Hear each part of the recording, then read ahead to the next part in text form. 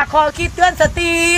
ตาผู้ใดสิตายแบบนั่งอันนี้นะระว่างตายอย่างนี้กับตายอย่างค่อยพี่น้องให้ข้าพเจ้าเพราะว่าข้าพเจ้านะลงผิดไปแล้วขาดสติย้อนเสพข่าวโดยที่ข้าพเจ้านะขาดสติลินโซเชียลเกินไปเฮ็ดให้ข้าพเจ้าลงผิดด้วยคำเว้าบ่สุภาพแต่เจตนาดีอยากเตือนสติสังคมว่าชีวิตคนเฮามันสั้นพี่น้องเพราะฉะนั้นข้าพเจ้าก็เลยดีเถอะเนาะเว้าคนอื่นเนี่ยจัดปากนี่โอ้โหเป็นตาโต๊ะปากได้ไม่ใหญ่เนาะเวลานะว่าขาดสติออกมาขอโทษเนาะเป็นจะได้เราวันนี้เห็นว่าถือจับบ่กำหูแล้วว่าขอหายังเนาะบ่แก้บ่หูหรอกแต่ว่าเห็นลงมาว่าเป็นภาพตัดต่อบ่หรือยังกระซังเนาะคำเว้าของเจ้าไม่ใหญ่เอ้ยเนาะเจ้าน่ะเป็นคนใหญ่แล้วเนาะมันเด็กหน่อยเนาะอายุกับเท่าไรล่ะ40-50แล้วมั้งมึงส่งมึงหน้ามึงตาเนาะปากกัน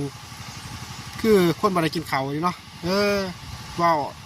คนลาวนับกันแค่ว่าจะเป็นคนลาวคนยังกระซังแล้วบ่สมควรสิเว้าแน่นี้เนาะจะเว้ามาล่ะสุดท้ายก็มาขอโทษ